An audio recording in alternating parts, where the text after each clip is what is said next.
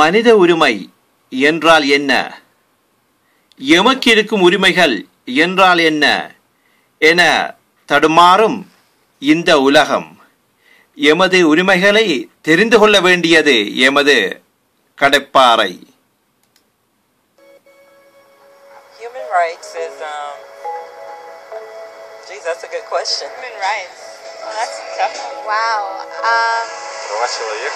I don't even know how to give that a definition. I would probably have to do a little bit of homework or something. Any right that I think just as a normal, human, The rights that humans have.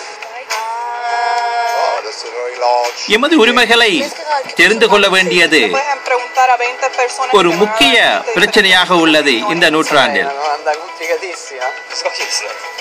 We just take them for granted that they're there, but we don't even consider what they are.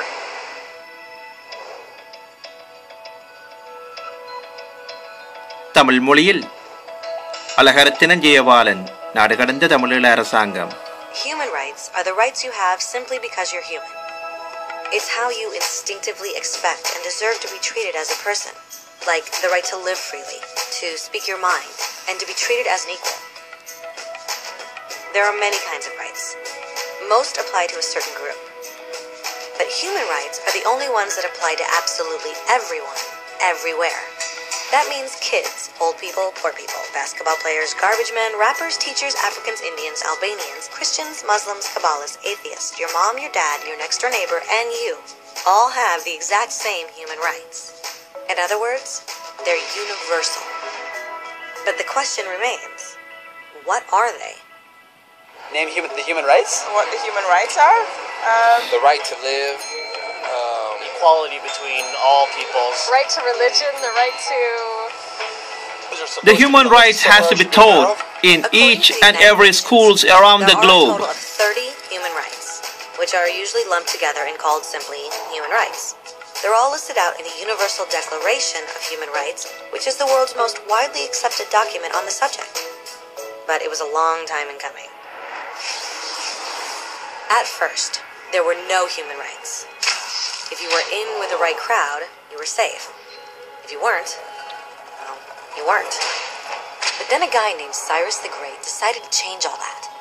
After conquering Babylon, he did something completely revolutionary.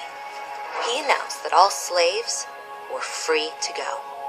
He also said people had the freedom to choose their religion, no matter what crowd they were a part of. They documented his words on a clay tablet known as the Cyrus Cylinder. And just like that, human rights were born. The idea spread quickly to Greece, to India, and eventually to Rome. They noticed that people naturally followed certain laws, even if they weren't told to. They called this natural law, but it kept getting trampled on by those in power. Not until 1,000 years later in England did they finally get a king to agree that no one can overrule the rights of the people, not even a king. People's rights were finally recognized, and they were now safe from those in power. Kind of. It still took a bunch of British rebels declaring their independence before the king got the point that all men are created equal. Which isn't to say he liked the idea, but he couldn't stop them, and America was born. The French immediately followed with their own revolution for their own rights. Their list was even longer, and they insisted that these rights weren't just made up. They were natural. The Roman concept of natural law had become natural rights. Unfortunately, not everyone was so thrilled. In France, a general named Napoleon decided to overthrow the new French democracy and crown himself emperor of the world. He almost succeeded. But the countries of Europe joined forces and defeated him. Human rights was again a hot topic. They drew up international agreements, broadly granting many rights across Europe. But only across Europe. The rest of the world somehow still didn't qualify. Instead, they got invaded, conquered, and consumed by Europe's massive empires. But then a young lawyer from India decided enough was enough. His name was Mahatma Gandhi, and in the face of violence, he insisted that all people of Earth had rights, not just in Europe. Eventually, even Europeans started to agree. But it wasn't going to be that easy. 2 world wars erupted.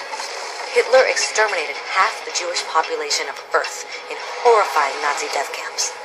And all told, 90 million people died. Never had human rights been so terrifyingly close to extinction. And never had the world been more desperate for change. So the countries of Earth banded together and formed the United Nations. Their basic purpose was to reaffirm faith in fundamental human rights, in the dignity and worth of the human person.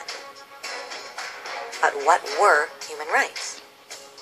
Were they the proclamations of Cyrus, the natural laws of Rome, the declarations of France? Everyone seemed to have a slightly different idea of what human rights should be. But under the supervision of Eleanor Roosevelt, they finally agreed on a set of rights that applied to absolutely everyone. The Universal Declaration of Human Rights. The French concept of natural rights had finally become human rights. So, in summary, at first, only a few lucky people had any rights, until one of those guys decided, hey, other people should have some rights too, which was great, except not everyone agreed, and it only took a few thousand years of fighting and declarations and more fighting until everyone finally agreed that human rights should apply to everyone. And they all lived happily ever after. Except for one little problem. If people have the right to food and shelter, why are 16,000 children dying of starvation every day? 1 every 5 seconds. If people have freedom of speech, why are thousands in prison for speaking their minds? If people have the right to education, why are over 1 billion adults unable to read? If slavery has truly been abolished, why are 27 million people still enslaved today? More than twice as many as in 1800. The fact is, when it was signed, the Universal Declaration of Human Rights did not have the force of law. It was optional. And despite many more documents, conventions, treaties, and laws, it's still little more than words on a page.